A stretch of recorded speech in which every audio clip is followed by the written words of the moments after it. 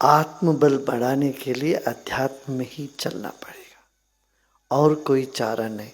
बाहर दुनिया को जितना देखोगे आत्मबल नहीं बढ़ेगा, लगेगा कोई ना कोई हमसे आगे है, कोई ना कोई हमसे बेहतर है। अपने से बेहतर लोगों को देखने से आत्मबल घट जाता है और सबको फिर पीछे धकेलने की चेष्टा बनी रहती है और दूसरों को पीछे धकेलने की चेष्टा में तुम खुद पीछे रह जाओगे। इसलिए दुनिया को देख के आत्मबल बढ़ जाएगा ये मत समझना।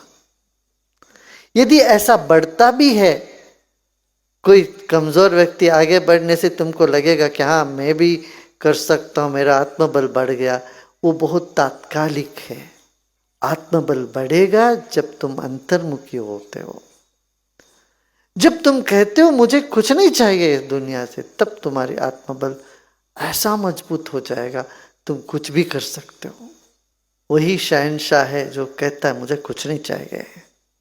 पर ये कहते हो गुरुदेव आप तो कह सकते हैं, हम सब संसार के लोग हैं, हम कैसे कहेंगे ये सब, कुछ नहीं चाहिए कैसे कहेंगे। अब यहाँ से उठ के जाते तो अभी तो है लॉन्ड्री करना है, फिर कल दुकान में जाना है, रेशन खरीदना है, बिल भरना है, ये करना वो कर। भाई ये सब करो, करते रहो, तुम्हें जो तुम्हारी जरूरतें हैं वो सब पूरी होती रहेगी। अभी तक पूरा हुआ कि नहीं, देखो पूरा हुआ है, अब तक सब काम हुआ है।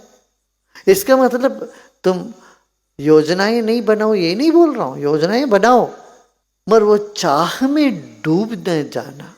थोड़ी थोड़ी देर तो सोचो, ठीक है ये सब हमारी चाह को, हमारी ज़रूरतें पूरी करने के लिए कोई तो है, ये विश्वास होने पर वो चाह उठता भी है, उठते ही वो पूरा भी होने का मार्ग खुल जाता है, होता रहता वो तो।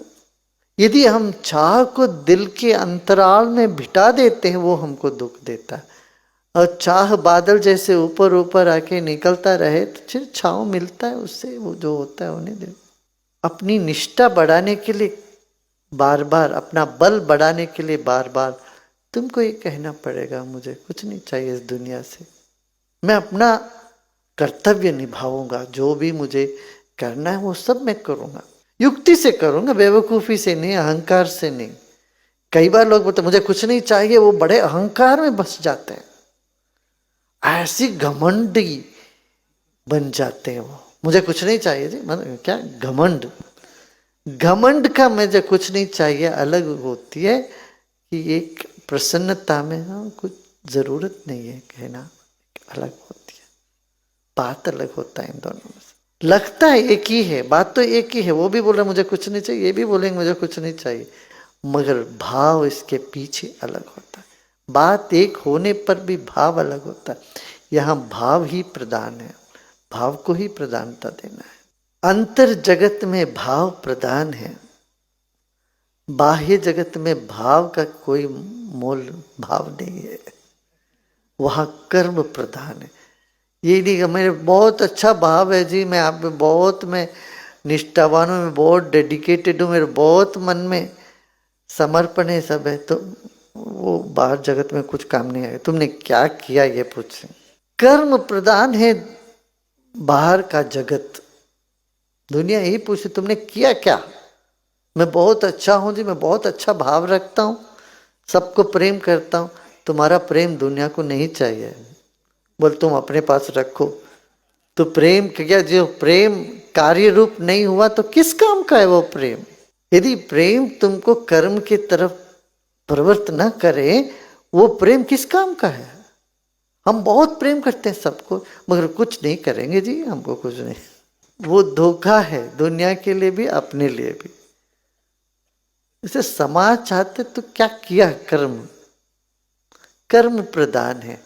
और जितना कर्म करते रहो तुम्हारा भाव सूख गया, तुम्हारा भाव नहीं है भीतर, तब भगवान नहीं मानेंगे तुमको, वो अध्यात्म जगत में फिर स्थान नहीं है। इतना कर्म करके भी भाव नहीं है, भाव से नहीं कर रहे हो, फिर तुम्हारी उन्नति नहीं है। आत्मोन्नति के लिए भाव और कर्म ये दोनों आवश्यक।